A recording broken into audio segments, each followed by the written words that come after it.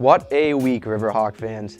How are you? My name is Ben Nawn and welcome back to this week's Riverhawk Report. Well, from the men's indoor track and field team winning the America East Championship to men's hockey, basketball, all celebrating senior nights, we have a lot to dive into in this week's Riverhawk Report. All this coming up with no nonsense.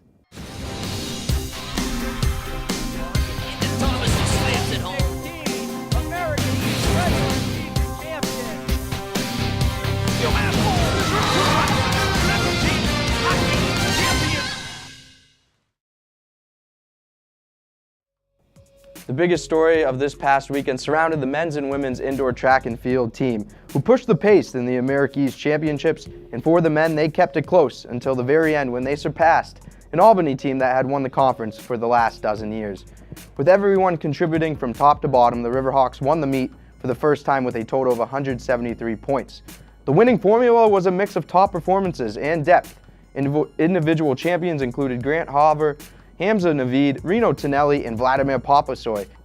It was underneath where the Riverhawks from freshmen to seniors stepped up, including Sean Monley, who dug deep and had a busy day. He helped anchor the 4x8 relay race that took first place.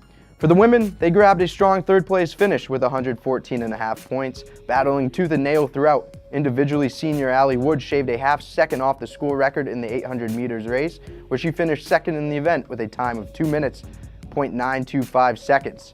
15 points in shot put from Chloe Aresi, Celeste Pipia, and Jennifer Lee. Up next are the IC4A ECAC Championships next weekend. That is also at the Track and Tennis Center in Boston. In case you missed it, our own Megan Caffrey caught up with Gardner following the historic win during Saturday's hockey game from the Songus Center. Well, there's a look at the UMass Lowell track and field team who picked up the indoor championship at the America East Conference Championships recently, and Megan Caffrey is with their coach, Gary Gardner. Thank you, Ryan. I'm joined by UMass Lowell track and field head coach, Gary Gardner. Gary, your men won their very first indoor track and field championship, knocking off 13-time winner Albany. How proud are you of this accomplishment? It's been great. We didn't expect to win and come out, and we were hoping we'd just compete and finish in second, and come in and actually win it in the last event of the day made it a pretty exciting event. Before we keep moving on here, I want to acknowledge the Career and Co-op Center here at UMass Lowell. Just as it is competitive on the playing fields, it is competitive to land summer internships and to launch post-graduation careers. UML Career Center and Co-op Center is available to assist students and is offering workshops, one-to-one consultations, and career fairs in March. Visit career.uml.edu to learn more. It is now tournament time and a clean slate for the men's hockey team. After going 1-1 this past weekend against Merrimack College, including a 5-0 senior night victory at the Songus Center, they will take on those Merrimack Warriors in a 3-game series here at home to open up the Hockey East tournament. Winner moves on. In the win, Ryan Domowski continued to shine with a pair of goals, while Christopher Hernberg added another shutout to his repertoire this season. For more information on tickets for this upcoming weekend, go on to GoRiverHawks.com, throw in that promo code HOCKEY, and tell them Nawn sent you.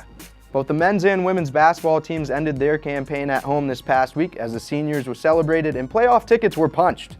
For the men, they showcased their prolific careers of Jahad Thomas and Matt Harris prior to the game against Maine, where they both put up performances in the second half to beat the Black Bears 88-76 and punch their tickets to the playoffs for the first time. Thomas had a career year and currently is ahead of the polls in the America East Fans Choice Player of the Year, so head on to americaeast.com/fanschoice and cast your vote today. Pat Duquette's team will finish up the regular season tonight at New Hampshire, and thus wait to find out who they will play in the quarterfinals of the America East Championships. Follow at Riverhawks MBB for more information on Twitter. For the women, they fell to the likes of New Hampshire and UMBC this past week, but celebrated the terrific career of Kayla Gibbs prior to the game. Gibbs became a 1,000-point scorer for the Riverhawks earlier this year. They take on UMBC tomorrow night in the opening 9-8 seed play-in game as the women's tournament begins. Moving towards spring, the women's lacrosse team kicked off their season against Boston University on Wednesday, where they played tough against the Terriers but lost 14-10. Renee Gonzalez made her first collegiate start in net and stopped 14 shots in the loss. On Sunday, they took part in the wet and cold matinee from Wicked Blue Field and could not keep up the pace with California as the Golden Bears won 9-5.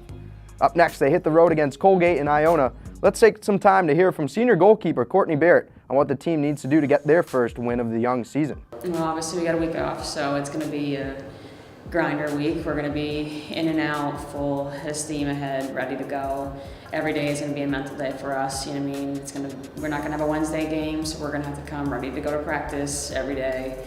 100%. We're going to have to make some changes. We're going to have to figure out what is keeping us from getting the W when we know we can do it. We're going to have to push each other hard, play each other hard, attack defense, and do what we can do to hopefully sneak out a W on Saturday against Colgate.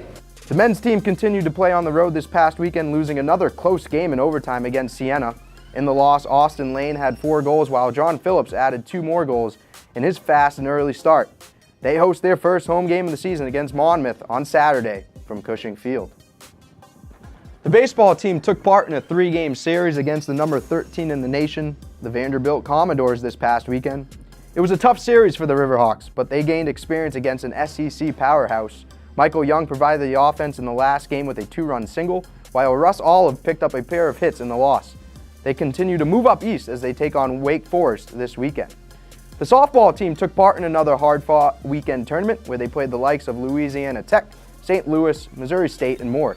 They picked up wins against Alcorn State and St. Louis to finish 2-3 this weekend. Up next, they stay down south for the Mississippi State tournament. With all the buzz going around Riverhawk Nation, let's take some time to look at the plays of the week, brought to you by Circle Health. So Circle Health plays of the week, and we start off with number 3, Boston University versus UMass Lowell, and Renee Gonzalez, the junior goalkeeper, stepping up with the stuff right on the crossbar, the stick, in their 14-10 loss. Number 2 on the ice, tic-tac-toe, Ryan Domowski, a 3-goal weekend, bada bing, bada boom. That's how they drew it up in their victory against Merrimack, 5-0. And our number 1 play of the week, Bernardo Perry, senior night versus Maine, going to the paint and whoop, right to Jaw Thomas, who puts it back home. Take another look at this beauty, just leaving it for his buddy, and the senior connecting in their victory over Maine. Those are your Circle Health plays of the week.